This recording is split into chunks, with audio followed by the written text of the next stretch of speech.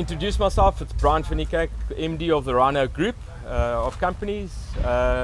Today, the launch of the second phase of Crossways Farm Village, together with Dr. Chris Mulder of CMI Architects. It's an exciting day for everybody to find out how we're going to be able to develop going from here. Over to Dr. Chris. Yes, thanks, Mulder.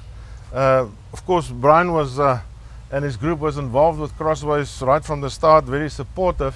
And because Crossways is involved in green technology and low carbon footprint and green measures and energy saving measures, the Rhino Group was a perfect partner to come in from the start.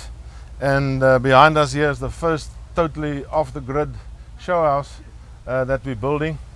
And we're very happy the way it's progressing. I think all the architect schools in the country is involved, and I know that a lot of the Institute of Architects is involved, and everybody's watching the house.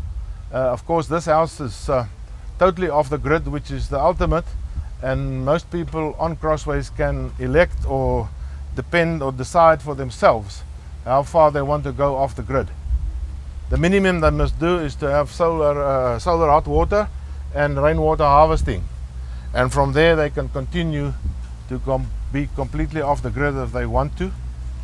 Another thing, just to make it more easier, is that every single house in Crossways will have a fiber optic cable connected to the house. Brian, you've done all the stuff now. I don't know how far you've gone, but it seems like you're almost roof height. Yeah, we're basically at roof height. We're busy setting out and laying out the slabs for the flat roof sections of the roof garden and the one without a roof garden.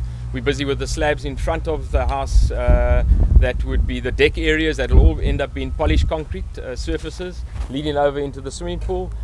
We hope to cast them next week, again with some different technologies using SEC, which is self-compacting concrete, which will flow and be done without vibration. A lot of people, when we drive past here, they see these grey blocks there, and they ask me, "What is it? You want to tell us about that?" Yeah, it's a building system and known as the Ruber system.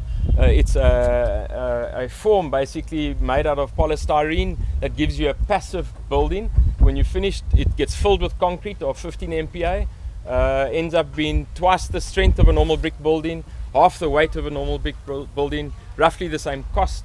And a lot of people say, why is bricks on the one side and the Ruber on the other side?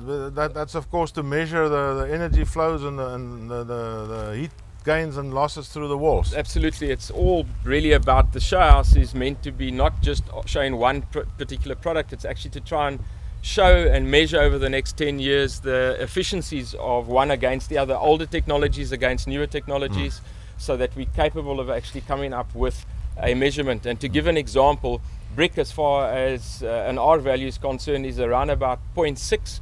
The Ruber will be around about 2.5 as far as an R value of heat transfer. So you end up with a very, very passive building. And it means that the home will be far more energy efficient. Now, of course, we're standing here on the first paved road now, and the swale next door. We all know that we're harvesting rainwater off the streets and swales and recharging the subsurface, and we're also looking at exciting methods of crossing the swale into your garage, and we'll have different details of how to handle that. It's very exciting for us to come and see. We're almost done with phase one on the services. I see the street lights are going up, the roads are paved. Yeah. And we're just waiting for the landscape contractors to come in and start planting, hopefully in the next 2 weeks. Have you decided what you're going to use here on the swale to get across into your garage? Yes, we have. Once again, a new technology from Lafarge, being hydromedia. We will have pipework that will run across the front, that will have drainage into it.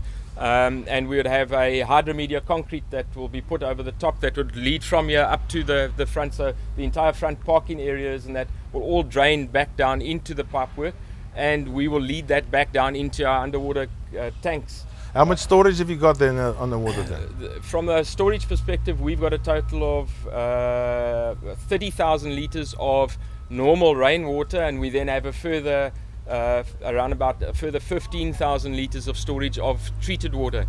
Every drop of water will be retreated and reused, so nothing goes to waste. What's your estimated completion time?